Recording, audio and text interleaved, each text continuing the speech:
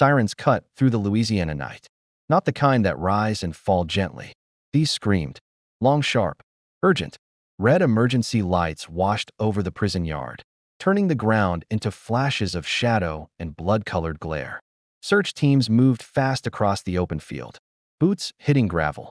Radios crackling. Dogs barking against their chains, straining forward like they could already smell what had happened.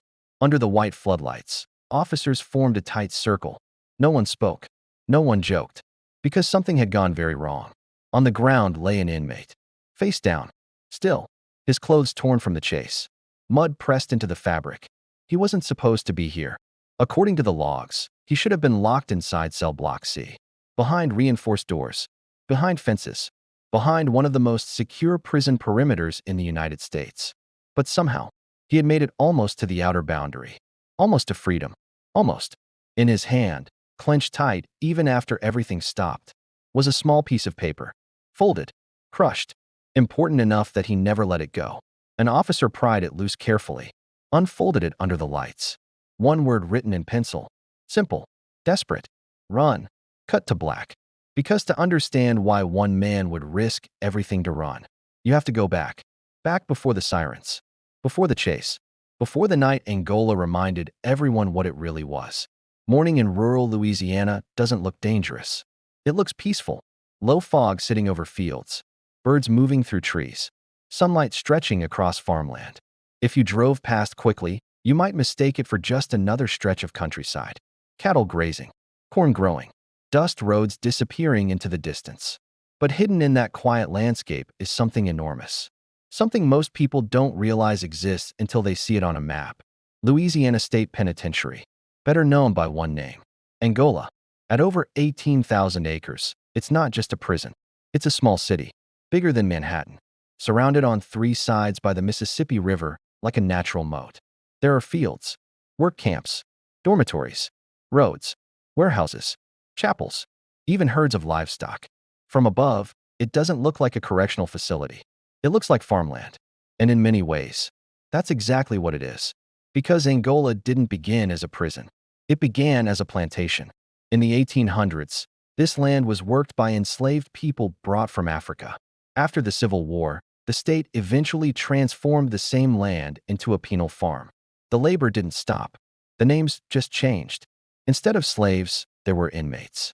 Instead of overseers, guards. Instead of chains, sentences. For generations, men worked these same fields under the same sun. History didn't disappear here.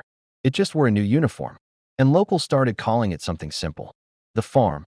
Because once you entered, you worked. And most people never left. At 5:12 a.m., a transport bus rolled through the front gates. Chains rattled softly with every bump in the road. Inside, new inmates sat shoulder to shoulder. Hands cuffed. Feet shackled. No one talking. Some stared at the floor. Others watched the sunrise through narrow windows. The fields outside looked calm. Almost beautiful. One young man whispered, almost confused, "This doesn't look like prison." An older inmate didn't even turn his head. He said quietly, "It ain't prison. It's a plantation." No one argued. Because deep down, everyone already felt it. When the bus stopped and the doors opened, the first thing they noticed wasn't noise. It was space. So much space. Too much. You couldn't see the end of it. Which made one thing painfully clear. If you got lost out there, no one would hear you. A guard climbed aboard. Shotgun across his chest. Voice flat. "Welcome to Angola," he said. "Most of you will spend the rest of your lives here." Not angry. Not dramatic. Just matter of fact. Like reading the weather. And somehow, that made it worse. Among the new arrivals sat Marcus Reed. 23 years old. First time in prison. One terrible night. One bad decision. A robbery that went wrong. Someone died. Life sentence. No parole. His mother cried in court. His little sister called his name while deputies led him away. Now he stared out the window at open farmland and wondered how a place so wide could feel so small. He wasn't hardened. Wasn't built for violence. He was just scared. Quietly repeating one sentence in his head. "I'll survive." But when the gates clanged shut behind him, something changed. Because that sound didn't feel like a door. It felt final. Like a lid closing. And for the first time, he understood what forever really meant. Life at Angola Prison follows a rhythm. You wake up before sunrise. The showers are always cold. The meals are always simple. Then comes the work. Fields stretch out to the horizon, dotted with men picking crops, cutting grass, tending to livestock, and repairing fences. You're always supervised, always watched. It's structured, it's orderly, but it feels heavy. The labor isn't just about productivity. It's about routine, control, and passing time. And the hours move so slowly here. Some inmates say a single day can feel longer than a sentence. The nights aren't any easier. The dorms fill with whispers, negotiations, and arguments. There are unspoken rules, and inside these walls, a social order forms fast. Protection matters. Alliances matter. Knowing when to speak and when to stay silent matters most. Sometimes, the most difficult part of prison life isn't the guards, it's the other inmates. I learned that quickly. Keep your head down. Watch, listen, and adapt. Because standing out is dangerous. After a few weeks, I started to notice something unsettling. Beds would be empty. Names wouldn't be called at roll. Men were simply gone. These weren't transfers. They weren't releases. It was just absence. When I tried to ask about it, conversations would stop dead. Eyes would turn away, as if I had spoken a forbidden word. That silence told me everything I needed to know. In a place like Angola, information is power, and some questions are just not safe to ask. Then I met an older inmate named Elijah. He had a gray beard, a calm voice, and the look of someone who's survived decades here. "How long you been inside?" I asked him. Elijah just smiled faintly. "Long enough to see everything twice," he said. I had to ask, "Anybody ever get out?" He took a moment, thinking. "Two ways," he said. "Paperwork or a stretcher." Then he leaned in and added quietly, "And sometimes, not even paperwork." It wasn't a threat. It wasn't dramatic. It was just a statement of reality, and that's what made it so heavy. One night, a storm rolled in. Thunder shook the sky, and rain hammered against the metal roofs. The lights flickered, the backup generators hummed, and for a moment, the whole prison felt vulnerable, like nature was louder than the system. In the confusion, something changed. I saw movement in the dark, shadows slipping between buildings. Guards started shouting, dogs were barking, and their radios crackled with noise. Then, the sirens started. Long, endless wails cutting through the storm. By morning, we were all standing in the yard, watching. There were 3 stretchers. 2 were covered. 1 was empty. "Escape attempt," an officer announced, and the words spread like fire. Escape? At Angola? It sounded impossible. But then a truck arrived, bringing back another figure. The 3rd man. And clutched in his hand was a small, folded piece of paper. I saw one word written on it: run. It wasn't a plea for revenge. It was a warning, a message for someone still inside. And that meant one thing: this story wasn't over. If one man tried to run, others might too. Now, the prison wasn't just watching for escapees. It was hunting for anyone who might even think about trying. That night, I lay awake, the sound of sirens still echoing in my head. I thought about Elijah, about the man they brought back, and about that single word: run. It wasn't about hope or freedom. It was just about movement. As if standing still was the worst fate of all. Then, I heard footsteps, the jingle of keys, the scrape of metal against metal. My cell door opened. A guard stood there, his face unreadable. He was holding a crushed piece of paper. "You're coming with us," he said. No explanation, no emotion, just procedure. I stood up slowly, my heart pounding in my chest. Because at Angola, sometimes you go with the guards, and sometimes you just don't come back. The farm stays quiet, but the questions linger. How many have disappeared from here? How many of their stories were never told? Because Angola isn't just a prison. It's its own world. And in worlds like this, silence hides everything. They didn't cuff him. And that was the first thing Marcus noticed. No metal chains. No hands forcing his arms behind his back. No shouting. Just 2 officers standing beside his bunk, calm and quiet. Too calm. The kind of calm that doesn't feel safe. Because inside Angola, noise meant routine. Orders. Movement. Control. But silence. Silence usually meant something else. Something serious. One of the guards held Elijah's crumpled note between 2 fingers, like it didn't belong to him, like it didn't belong to anyone. Just a small piece of paper. Just one word written on it. But somehow it carried weight. The hallway lights flickered overhead. Buzz. Buzz. Buzz. The older guard spoke softly. Not aggressive. Not rushed. Just one word. Walk. Not move. Not faster. Just walk. And that single word made Marcus's chest tighten, because calm voices inside prisons often meant decisions had already been made. And when decisions were already made, there wasn't much you could do to change them.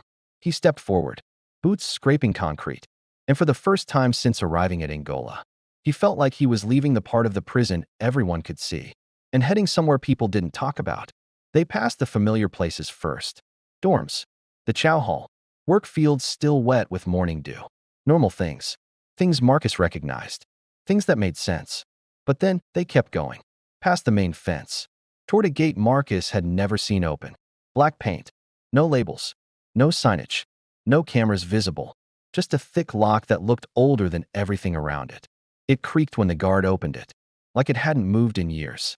The air on the other side felt different.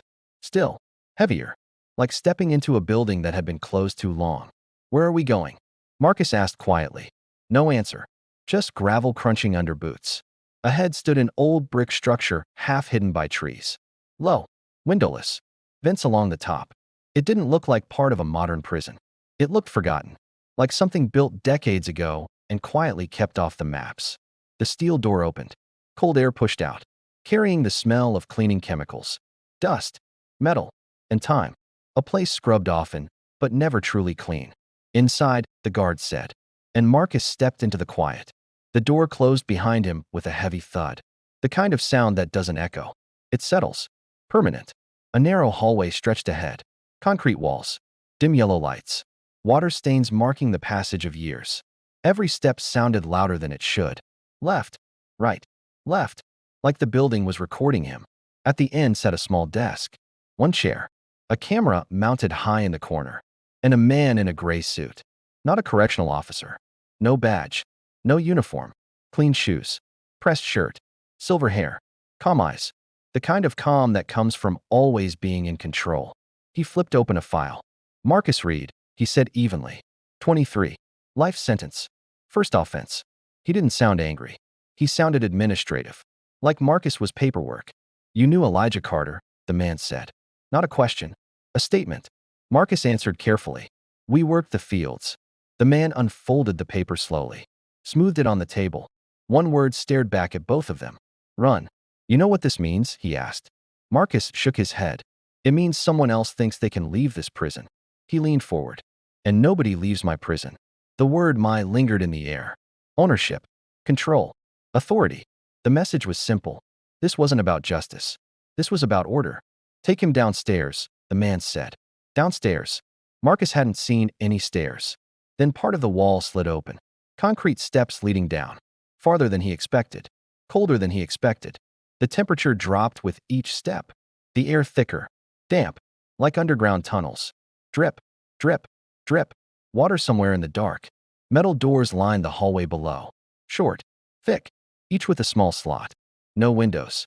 No sunlight. Just steel and silence. From somewhere, a faint voice. Barely a whisper. "Help?" So quiet it almost blended with the air. Marcus stopped walking. "What is this place?" he asked. One guard answered flatly. "Administrative housing." But Marcus already knew the word people used. The one whispered in dorms late at night. The whole. Solitary confinement exists in many prisons. Officially, it's meant for discipline or safety. Short stays. Limited time. But in places like Angola, time stretches. Blurs. Loses shape. The door opened. A small concrete room. No window. No clock. No sense of day or night. Just a thin mat. A steel sink. A toilet. Nothing else. No books. No voices. No sky. The door shut. Metal sliding into place. And then, darkness. Not the kind you get at night. The kind that feels thick. Like you could touch it. Marcus counted steps. 3 across. 5 forward. That was the room. This wasn't punishment through force. It was punishment through isolation. Through silence. Through your own thoughts. Experts have studied places like this for decades. And they all say the same thing. Too much isolation changes people. Slows the mind. Warps time. Turns minutes into hours. Turns thoughts into echoes. Soon, Marcus couldn't tell if he'd been there for 1 hour or 20. At some point, he heard it. Soft at first. Then louder. Laughter. Not happy laughter. Nervous. Uneven. Then crying. Then silence. Then laughter again. Coming from another cell. Somewhere down the row. It wasn't threatening. It was worse. It sounded lonely. Isolation does that. Without conversation, without daylight, the brain searches for something to hold on to. Sometimes it invents things. Sometimes it replays memories. Sometimes it breaks. Marcus pressed his head against the wall, tried to breathe slowly, tried to remember what normal felt like. But normal already felt far away. Time didn't move here. It just hovered, heavy. Eventually, the slot opened. Light poured in. Stand up. Back upstairs. Same desk. Same man. Same smile. He slid a photograph across the table. An image from the perimeter. Fresh dirt. A past incident. A reminder. We take security seriously, the man said calmly. Escape attempts create risks for everyone. His voice never rose. Never threatened. But the meaning was clear. Order must be maintained. Information must be controlled. Fear works better than force. Help us understand, he said. Marcus repeated the same truth. I don't know anything. The man watched him. Long. Then finally nodded. Return him. Like returning a file to storage. Back in the dark. More silence. More waiting. Then tap. Tap. Tap. From the wall. 3 slow knocks. A signal. Marcus tapped back. Carefully. Soon, a whisper slipped through the concrete. Another inmate. Calling himself Lenny. Hard to tell how long he'd been there. Days. Years. Time didn't matter anymore. They talked softly, trading stories, trying to prove they still existed. Because sometimes the only thing worse than confinement is feeling forgotten. Lenny said something Marcus couldn't shake. Out there, we're inmates, he whispered. In here, we're ghosts. Then one night, sirens again. Fast. Different. Urgent. Boots running overhead. Shouts. Chaos. Even underground, you could feel it. Doors opened. Marcus was pulled up fast. Outside, smoke drifted over the yard. One housing unit had caught fire. Guards moving quickly. Hoses spraying. Controlled. Organized. Emergency procedures in motion. In the distance, the outer perimeter lights blazed brighter than usual. Something had happened. Something bigger than a simple disturbance. Marcus noticed movement near the fence. Teams searching. Dogs tracking. Radios alive. An attempted escape. Rare. Serious. Every officer focused outward. For the first time, the prison looked uncertain. Not weak, but alert. Because uncertainty inside a maximum security facility is everyone's fear. They returned him to the cell. Door closed. Dark again. But this time, something slid through the slot. Paper. Not food. Not water. Paper. He unfolded it slowly. A rough drawing. Lines. Markers. Shapes that looked like buildings and fences. A hand-drawn map. Crude. Desperate. One word circled hard. Tonight. Marcus stared at it. Heart racing. Because this wasn't rumor anymore. This wasn't talk. Someone believed he was involved. Or someone needed him to be. Either way, he was no longer just surviving Angola. He was now part of something dangerous. Something moving. Something bigger than one man. And somewhere beyond those fields, beyond those fences, someone might already be running. Fade to black. Because the question wasn't just whether anyone could escape. The real question was, how far would the prison go to stop them? Before anyone said the words, before alarms confirmed anything, Marcus knew something was wrong. Because Angola didn't usually sound like this. Most nights followed a pattern. Boots. Radios. Distant metal doors. Routine sounds. Predictable. Controlled. But tonight, the dogs were already loose. Not the normal patrol barking. Not the bored pacing near the fence. This was different. Deeper. Faster. Uncontrolled. A chain reaction of noise rolling across the compound like thunder. Then came the lights. Floodlights snapping on one by one. White beams cutting through the darkness. Turning midnight into noon. Then sirens. Long, continuous. Not a drill. Not scheduled. Real. Urgent. Somewhere above, a voice shouted. Counts OFF. 3 words every prison fears. Because when the count is off, it means math doesn't work anymore. And when the math doesn't work, someone is missing. Inside a maximum security prison, missing is the worst word possible. Marcus pressed his eye to the small gap in his door. He couldn't see much. Just shadows moving fast. Boots running. Radios crackling. But he could feel it. The entire facility wasn't angry. It wasn't controlled. It was panicking. And Angola never panicked. Angola caused panic. Not the other way around. Which meant something had happened, something big enough to shake even the people in charge. Hours earlier, everything had been quiet. Too quiet. Marcus had been sitting alone on the cold floor of the hole, staring at a folded piece of paper. A map, drawn by hand. Messy lines, fence shapes, buildings, the river bend, and one section circled hard in pencil. One word written beside it. Tonight. He must have read that word 100 times. Tonight. Not someday. Not maybe. Tonight. The paper shook in his hands. Not because he wanted to run, but because someone believed he would, or needed him to. He wasn't strong, wasn't fearless, wasn't some mastermind. He was just a young man trying to survive a life sentence. And now somehow, he was part of something bigger, something dangerous. He tapped softly on the wall. A signal, a question. From the other side, tapping answered back. Lenny, still there, still alive. Marcus slid the paper through the crack. Long silence. Then a whisper. That's not just a drawing, Lenny said. That's a plan. Marcus swallowed. That ain't hope, he said. That's trouble. Lenny chuckled softly. Sometimes hope is trouble, he replied. Through the wall, Lenny talked quietly, the way inmates do when they're not sure who might be listening. He spoke about the history of the land, how Angola used to be a plantation, how old drainage systems once ran under parts of the property, old infrastructure, buried, forgotten, or at least supposed to be forgotten. Some of those pipes were never filled, Lenny whispered. Old-timers used to tell stories. Stories. In prisons, stories grow fast. Some are myths. Some are warnings. Some are half-true.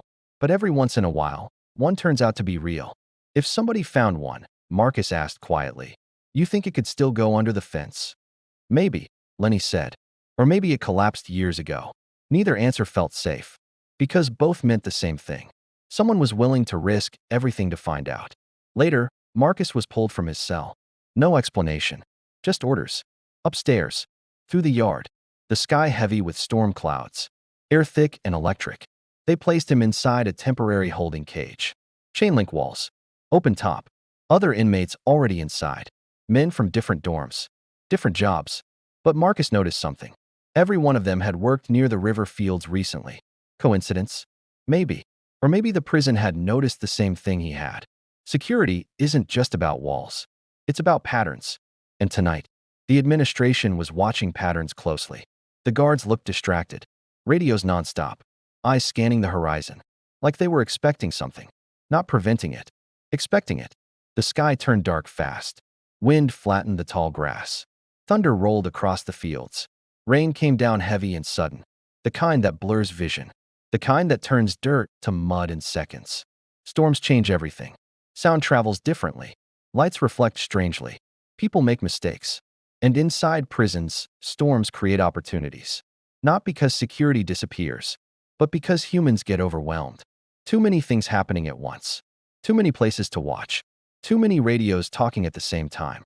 For the first time since arriving, Marcus looked at Angola, and it didn't feel invincible. It felt human. And humans make errors. The piercing shriek of the fire alarm sliced through the monotonous hum of the prison. Smoke, thick and acrid, billowed down the corridors, turning the familiar gray concrete into a blurry, hellish maze. Chaos erupted. Guards were shouting, their voices swallowed by the blare of alarms and the panicked cries of inmates. For most, this was a nightmare. For Marcus, staring through the bars of his cell, it was a sound he hadn't heard in years. The sound of opportunity. He'd spent 5 years inside, each day a carbon copy of the last. 5 years of watching the seasons change through a slit of a window, dreaming of the world outside. Now, that world felt tantalizingly close. Through the hazy smoke, he saw them. A small group of inmates, led by a lifer named Silas, was moving with a purpose that cut through the surrounding panic. They weren't just running, they were executing a plan. Marcus watched, his heart hammering against his ribs, as one of them used a makeshift tool to pop open a maintenance panel. Another disabled a secondary lock on a nearby gate. This wasn't a spontaneous riot. This was a calculated escape, and the fire was their cover. Silas caught Marcus's eye and gave a sharp, almost imperceptible nod towards the chaos. It was an invitation. Join us or be left behind. The decision felt like a physical weight in his chest. Every instinct screamed at him to run, to follow them into the smoke and take his chances. Freedom was a taste he could almost remember, but his mind raced with the consequences. Getting caught meant more years tacked onto his sentence, a one-way ticket to a supermax facility where he'd never even see the sky. It meant disappointing his younger sister, the only person who still wrote to him, the one who believed he could turn his life around. Her letters were his lifeline, a reminder that a different future was possible, a future earned through patience, not panic. He could see the escapees slipping through a breached fence at the edge of the yard, disappearing into the night like ghosts. The path was clear. It was right there. He could be with them, breathing free air in minutes. But what kind of freedom would that be? Always looking over his shoulder, a fugitive cut off from the only family he had left. Was a few moments of stolen liberty worth a lifetime of running? He thought of his sister's hopeful words, her pleas for him to just serve his time and come home the right way. As the guards began to regain control, ushering inmates towards the yard for a head count, Marcus took a deep breath. The smell of smoke was still thick, but his mind was clear. He turned away from the breached fence, away from the fleeting promise of a desperate escape. He walked calmly towards the assembly point, joining the line of other inmates. It was the hardest decision of his life, choosing one cage over another. But as he stood there, surrounded by concrete and wire, he felt a strange sense of peace. He wasn't running from his past anymore. He was finally, truly, starting to run towards his future. Marcus reached them just as they were pulling at an old metal cover near the ground. It was rusty, heavy, something from another era. Below it lay darkness and the slow-moving current of an old drainage channel. This wasn't a tunnel built for escape, just forgotten infrastructure left behind by history. It was unpredictable, unsafe, but most importantly, it was hidden. The kind of place security cameras ignore because no one expects anyone to crawl into mud and water voluntarily. Gunshots echoed far behind them. Orders were being shouted. Dogs barked in the distance. The prison was finally realizing something was wrong. One man slipped down first, then another. Marcus hesitated for only a second before following them into the darkness. Because sometimes, the unknown feels safer than the certainty of what you're leaving behind. The heavy cover slid back into place, swallowing everything. There was only the sound of breathing, the flow of water, and the distant rumble of the storm overhead. They moved slowly, carefully, through the cold, filthy water. This wasn't heroic or cinematic. It was just 3 exhausted men trying to survive. There was no glory, no triumphant speeches, just the grim reality of their situation. Behind them, voices from the search teams began to echo down the channel, their flashlights sweeping the darkness. The prison was adapting fast. Systems built for control always recover quickly. Then, the passage narrowed. Collapsed sections and debris blocked their path. This wasn't a clean route to freedom, just old construction meeting modern reality. History isn't designed to save you. It just exists, and sometimes it fails. The men stopped, breathing hard, uncertain. Above them, boots moved fast on the ground. Orders were shouted. The search teams were closing in. The truth settled in. This wasn't a movie with a perfect escape route. It was just risks stacked on top of more risks. And a chilling thought surfaced. Maybe someone had tipped the prison off. Because in a place like this, information travels, and not everyone keeps secrets. The light from the search party above grew brighter. The voices were getting closer. Marcus closed his eyes, realizing something important. Hope isn't loud or dramatic. Sometimes, hope is just a quiet thought, maybe next time. Because that night, the prison didn't just face an escape attempt. It faced something far more potent. Proof that even the strongest, most oppressive systems can crack. It showed that the will to be free can never be completely extinguished, even when the path is dark and the outcome uncertain. That single crack is a seed of hope, a story that will be whispered in the yard for years to come. And that is a victory in itself. The tunnel was never meant to feel this small. It had probably been here for decades, maybe longer. An old drainage pipe from plantation days. Rust crawling along the metal. Water slowly running beneath. Forgotten by time. Or at least, that's what the inmates believed. But now it felt like a trap. 3 men stood chest deep in cold water, their backs pressed against the curved steel walls. No space. No light. No air. Only breath. Fast. Shaky. Loud. And then, a flashlight beam cut through the darkness. A hard white line. Like a blade. It stopped directly on their faces. And just behind that light, the outline of a rifle. Still. Waiting. Not rushed. Not panicked. Certain. A guard's voice echoed through the pipe. calm and flat. End of the line, boys. Not angry, not yelling, just routine. Like this moment had happened many times before. Like this wasn't an emergency. It was procedure. Above them, dogs barked. Boots scraped gravel. More voices gathered. But nobody sounded stressed. Nobody sounded afraid. That was the worst part. Because fear would mean uncertainty. And these men had none. They already knew how this would end. Marcus felt his lungs tighten. The tunnel suddenly felt less like an escape route and more like a funnel. A place designed to guide desperate men exactly where the prison wanted them. Not out, but in. Straight into waiting hands. Some prisons chase escapees. Some react. But this place prepared. As if hope itself was predictable. As if every dream of freedom had already been mapped, studied, and countered. The order came slow. Simple. Hands up. It sounded almost bored. Like the guard was tired of repeating it. Like this wasn't dramatic. It was paperwork. The men obeyed. What else could they do? There's something about confinement that changes people. It doesn't always take strength away. Sometimes it removes the illusion of choice. They raised their hands in the dark water. Sleeves dripping. Fingers shaking. And then they crawled backward. Slow. Careful. Like animals leaving a burrow. The tunnel scraped their skin. Mud stuck to their clothes. Each movement felt smaller than the last. Because this wasn't just capture. It was humiliation. The message was clear. You didn't outsmart Angola. Angola let you think you did. Rain hammered down outside. Floodlights turned the yard into harsh daylight. Dogs strained at their leashes. Guards waited. Dry, calm, prepared. The three men were pulled from the pipe and pushed to their knees in the mud. Not chaos. Not shouting. Just controlled efficiency. Like workers clocking in. And Marcus began to understand something chilling. This wasn't their first escape attempt. And it wouldn't be their last. But the outcome? That never changed. From the ground, Marcus saw something strange. 3 piles of dirt. Fresh. Neat. Measured. Not random holes. Not damage from rain. These looked prepared. Intentional. As if someone had done the math earlier. 3 escapees. Free spaces. Already waiting. And suddenly, all the stories made sense. The empty bunks. The missing names. The quiet mornings when nobody asked questions. In most prisons, paperwork follows every incident. Reports. Investigations. Records. But Angola had existed for more than a century. Older than many laws. Older than most oversight. Built on land that once held plantations. Fields. And buried histories. In places like this, sometimes men didn't transfer. They didn't get released.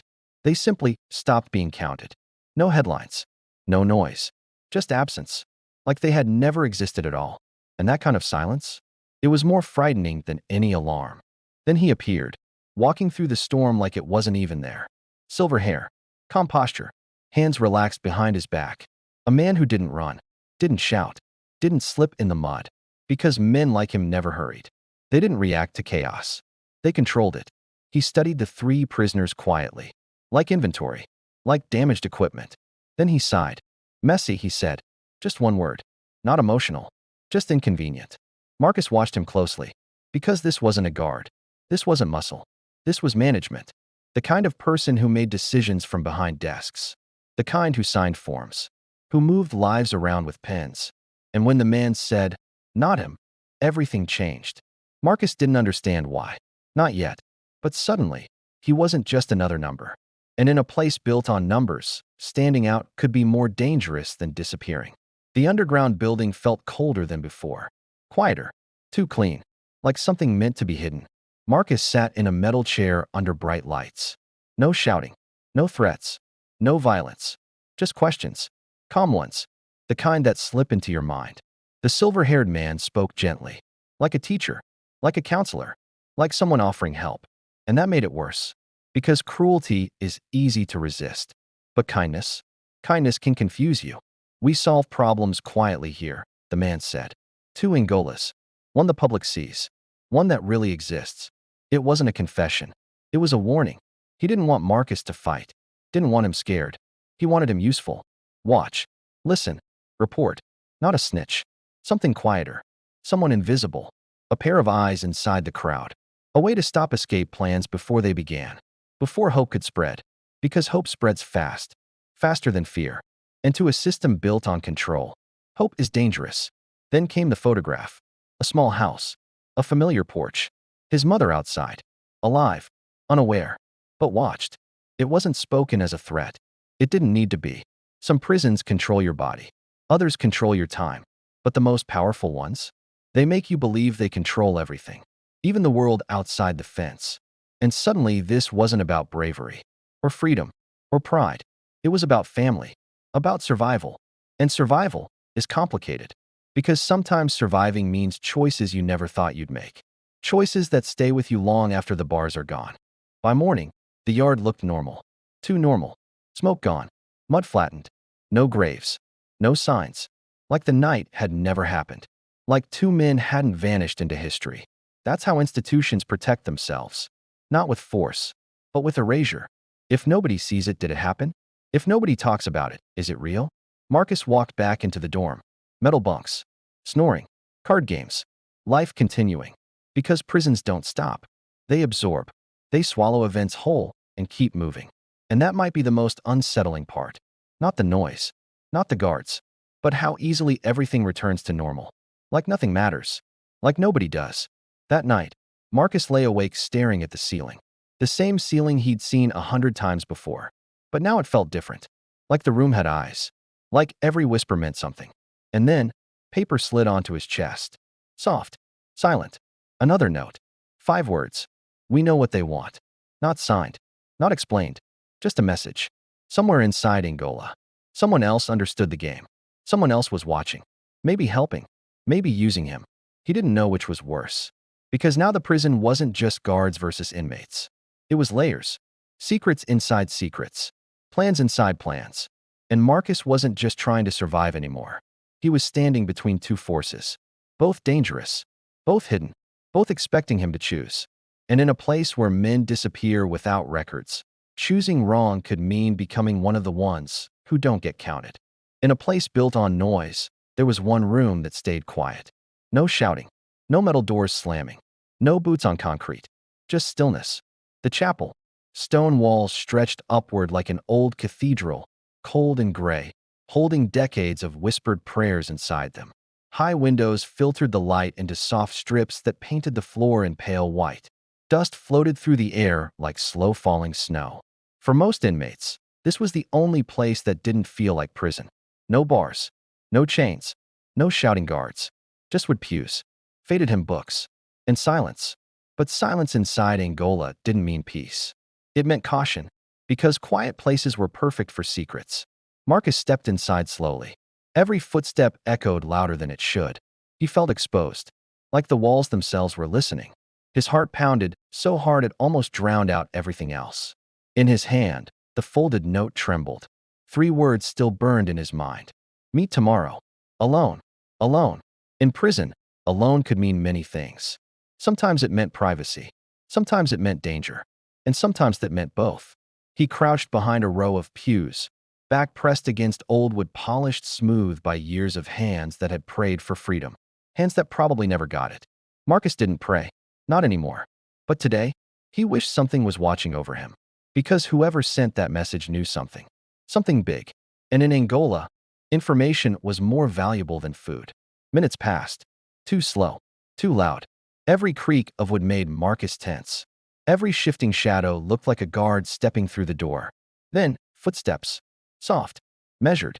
Not the heavy stomp of boots. Not the jingle of keys. Just quiet confidence. The kind of walk you learn after years of surviving unnoticed. Marcus stayed low, breathing shallow, watching the light stretch across the floor.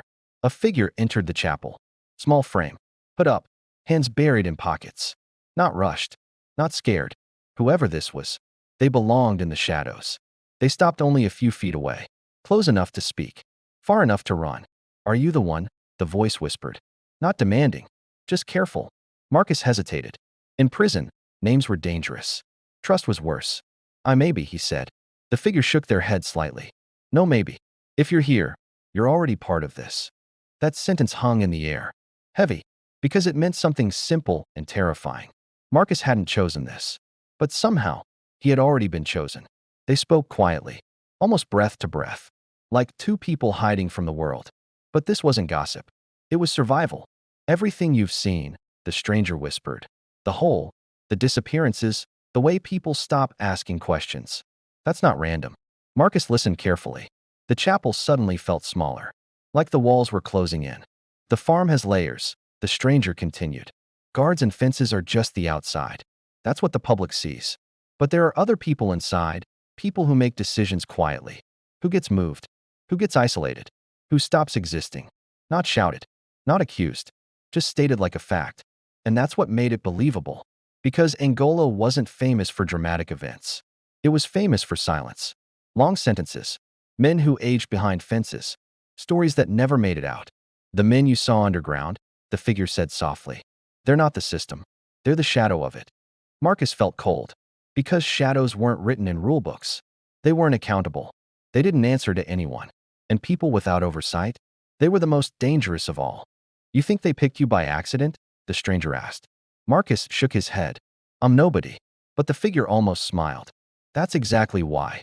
In Angola, loud men got attention. Attention got punishment. But quiet ones? They slipped through cracks. Nobody searched them first. Nobody suspected them. Nobody watched them closely. They think you're useful, the stranger said. Someone who sees patterns. Someone who listens. Someone who survives. Not a fighter. Not a leader. A witness. And sometimes, witnesses are more valuable than warriors. They'll test you, the voice warned. They'll offer small privileges. Safer jobs. Protection. Maybe even hope. Hope. The most dangerous word in prison. Because hope makes men talk. Hope makes men trust. Hope makes men betray themselves. They don't want you dead, the figure said. They want you watching for them. Marcus realized something awful. They weren't just stopping escapes. They were trying to stop the idea of escape before it even formed. Then came the warning. If you refuse, you won't get punished loudly. No fight. No public discipline. No announcement. You'll just disappear. Marcus thought about the empty bunks he'd seen. Men transferred with no goodbye. Names erased from conversations. No one asking questions. Because asking questions in Angola could make you next. That's how fear works best. Not through spectacle. Through uncertainty. If nobody knows what happened, everyone imagines something worse. And that imagination keeps them obedient. Some men weren't counted because counting them would raise questions. And questions were the one thing the prison couldn't allow. The strangers stepped back into the shadows. Trust no one, they whispered.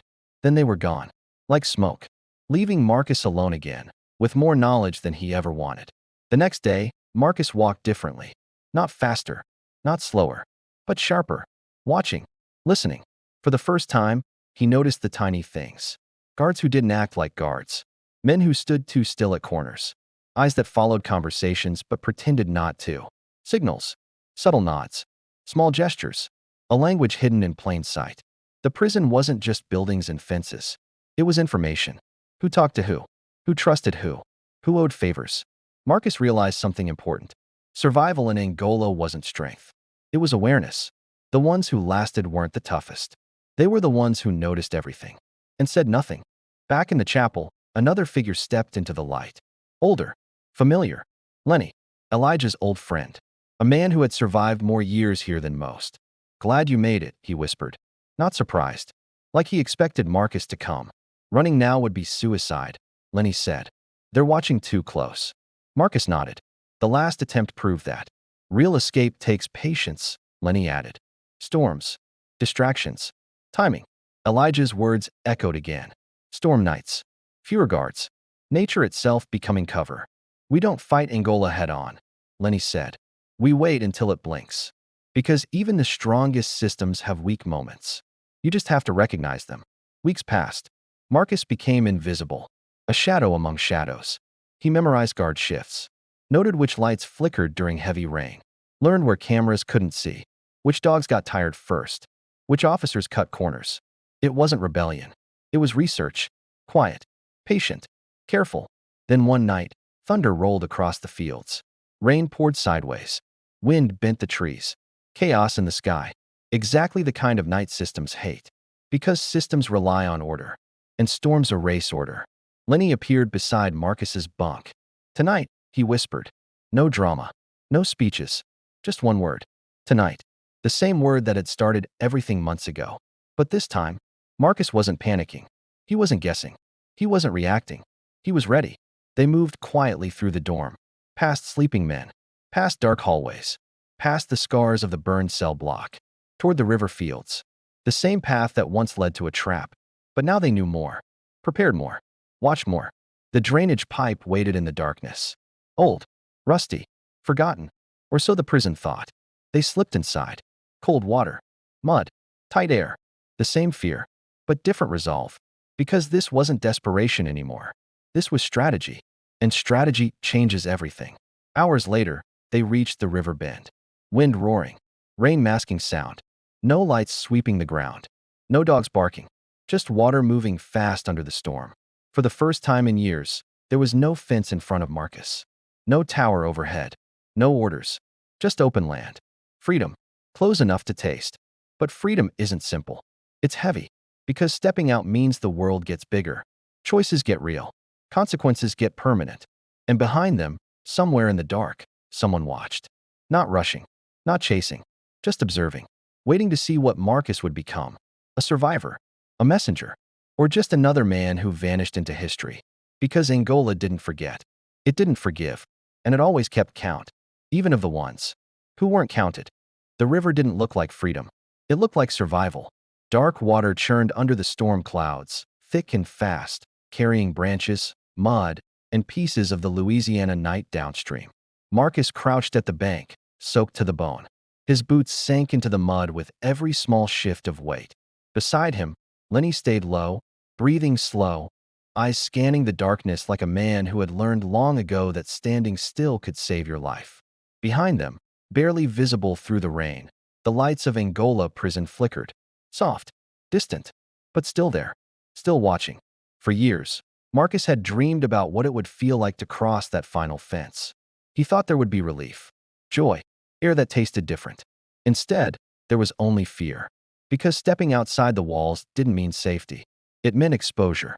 Inside prison, at least you knew the rules. Out here, anything could happen. And somewhere behind those floodlights, people were already looking for them. A beam of light sliced across the river bend. Not random, deliberate, searching. Marcus followed it with his eyes. Shapes moved along the bank near the prison's edge. Not the relaxed walk of regular patrols. These figures moved together. Organized. Quiet. Radios crackled faintly through the storm. Orders being passed. Routes being predicted. This wasn't panic. It was procedure. Because Angola had been here before. Escapes weren't new. The response was rehearsed. Layered. Methodical. Every prison has a protocol for missing inmates. But at Angola, they didn't just search. They tracked. Dogs. Vehicles. Field teams. Sometimes even helicopters. Marcus realized something chilling. The prison wasn't just a building. It was an ecosystem. And right now, it was reacting like a body fighting infection. They weren't men running. They were targets moving through a system designed to find them. Time to move, Lenny whispered. Marcus didn't hesitate. Because staying still meant becoming easy to catch. The forest swallowed them fast. Branches clawed at their sleeves. Roots twisted underfoot like traps. Rain fell sideways, turning the ground slick and unpredictable. Every step made noise. Every noise felt too loud. Marcus had never realized how much sound a human body made. Breathing, clothing brushing leaves, mud pulling at boots. Even a heartbeat seemed loud enough to give you away. Lightning flashed. For a split second, the trees lit up white. Long shadows stretched like fingers across the ground. Then darkness again. The kind of darkness that made direction meaningless. But Lenny kept moving with quiet confidence. He wasn't guessing. He knew this land. Fields, tree lines, old farm structures, places forgotten by time. Angola had once been a plantation. And long before it was a prison, it was farmland. Which meant there were old roads, barns, storage sheds, remnants of another era. And sometimes, old places made the best hiding spots. They found the barn just before exhaustion caught up with them. Half collapsed, wood warped with age, tin roof rattling in the wind. From a distance, it looked abandoned. Up close, it looked forgotten, which made it perfect. Inside, the air smelled like wet hay and rust. Rain tapped softly overhead. For the first time since leaving the tunnel, Marcus allowed himself to sit. His legs trembled, adrenaline fading. Reality setting in. Lenny reached into his coat, pulled out folded papers sealed in plastic. Maps. Hand-drawn. Detailed. Routes. Blind spots. Old service paths. Marcus stared. This didn't start tonight. Lenny whispered. It started years ago, with rumors, with stories passed quietly from bunk to bunk, men memorizing guard schedules, noting which lights broke during storms, remembering which gates jammed in heavy rain. Tiny observations, collected slowly, like pieces of a puzzle. Most attempts failed. Some never made it past the yard. But every failure taught the next group something new. Angola, for all its strength, was still human. And anything human had flaws. You don't fight the farm, Lenny said softly. You outthink it. Marcus finally asked the question that had been building inside him. Why risk everything? Why not just survive quietly like everyone else? Lenny's answer came slowly. Because survival without truth wasn't living. Over the years, men had whispered about missing records, about work details that didn't match official reports, about complaints that never left the property, stories that never reached families. Whether every rumor was true or not, no one outside would ever know, because nothing ever left the farm. And that was the real prison. Not the fences, not the cells. Silence. The idea wasn't revenge. It wasn't destruction. It was exposure. If the world saw what really happened inside, change might finally come. Hope, in this case, wasn't escape. It was sunlight. When the storm eased, they moved again, toward an old structure near the river's bend. An empty shack used decades ago for storage. Lenny stopped, poured a small amount of fuel near a metal barrel inside. Not to destroy, not to hurt anyone, just enough to create smoke. A signal, confusion, a distraction. In search operations, attention is everything. If you pull it one way, you move safely the other. The flame caught fast. Orange light flickered against the rain. Smoke rose thick into the sky. Within seconds, alarms echoed from the direction of the prison. Floodlights shifted. Radios crackled louder. Teams redirected. Exactly what they wanted. Because while everyone watched the glow near the river, Marcus and Lenny were already slipping into the tree line. Unseen. From a distance, it looked abandoned. Up close, it looked forgotten, which made it perfect. Inside, the air smelled like wet hay and rust. Rain tapped softly overhead. For the first time since leaving the tunnel, Marcus allowed himself to sit. His legs trembled, adrenaline fading, reality setting in. Lenny reached into his coat, pulled out folded papers sealed in plastic. Maps, hand-drawn, detailed, routes, blind spots, old service paths. Marcus stared. This didn't start tonight, Lenny whispered. It started years ago, with rumors, with stories passed quietly from bunk to bunk, men memorizing guard schedules, noting which lights broke during storms, remembering which gates jammed in heavy rain. Tiny observations, collected slowly, like pieces of a puzzle. Most attempts failed. Some never made it past the yard. But every failure taught the next group something new. Angola, for all its strength, was still human. And anything human had flaws. You don't fight the farm, Lenny said softly. You outthink it. Marcus finally asked the question that had been building inside him. Why risk everything? Why not just survive quietly like everyone else? Lenny's answer came slowly. Because survival without truth wasn't living. Over the years, men had whispered about missing records, about work details that didn't match official reports, about complaints that never left the property, stories that never reached families. Whether every rumor was true or not, no one outside would ever know, because nothing ever left the farm. And that was the real prison. Not the fences, not the cells. Silence. The idea wasn't revenge. It wasn't destruction. It was exposure. If the world saw what really happened inside, change might finally come. Hope, in this case, wasn't escape. It was sunlight.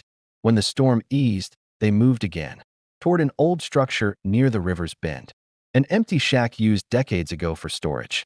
Lenny stopped, poured a small amount of fuel near a metal barrel inside. Not to destroy, not to hurt anyone, just enough to create smoke. A signal, confusion, a distraction. In search operations, attention is everything. If you pull it one way, you move safely the other. The flame caught fast. Orange light flickered against the rain. Smoke rose thick into the sky. Within seconds, alarms echoed from the direction of the prison. Floodlights shifted. Radios crackled louder. Teams redirected. Exactly what they wanted. Because while everyone watched the glow near the river, Marcus and Lenny were already slipping into the tree line. Unseen, they ran harder than they ever had. Not blindly, but with purpose. Storm wind erased footprints. Rain masked sound. nature itself covering their trail. Branches slapped their faces, mud soaked through their clothes, but neither slowed down. Behind them, the glow faded. Sirens mixed with thunder. For the first time, the prison looked unsure. Not defeated, not weak, just distracted. And sometimes distraction is all you need. Marcus realized something strange. He wasn't just running away anymore. He was running toward something. Toward a life where someone else didn't control every decision. Toward a world where he wasn't counted like property. That thought alone pushed him forward. Hours later, they climbed a small ridge. From the top, Angola spread out in the distance. Lights blinking through mist. Smoke drifting slowly upward. Dogs barking faintly somewhere far away. It didn't look like a fortress anymore. It looked small. Just buildings. Just fences. Just another place on a map. Marcus stared at it for a long time. That place had defined his entire world. Told him when to eat, when to sleep, when to speak. And now, for the first time, it wasn't deciding anything. He was. This is what freedom feels like, Lenny said quietly. Not comfort, not safety, just possibility. Freedom wasn't peace. It was uncertainty, but uncertainty meant choice. And choice meant life. Far below, near the edge of the property, a lone figure stood under the fading rain. Watching, still, calculating, not chasing, not shouting, just observing. Because some people don't react emotionally. They plan, and planners are patient. Marcus didn't know if the hunt was truly over. Maybe it never would be. Maybe Angola would always follow him in memory. But something had changed. The fear that once controlled him was smaller now. Because once you see the system from the outside, it stops looking invincible. And invincible things are the hardest to challenge. But ordinary things? They can be beaten. Rain slowed to a mist. Dawn hinted at the horizon. Birds began to call. Normal sounds. Free sounds. Marcus took one last look back, then turned away. For years, Angola had counted him as a number. A file. A bed. Replaceable. But now, he started counting too. Counting every man who vanished. Every story buried. Every voice silenced. Because remembering was its own kind of resistance. And sometimes, the first step toward justice is simply refusing to forget. The farm still stood. Still powerful. Still dangerous. But for the first time in his life, Marcus wasn't inside it. And that made all the difference.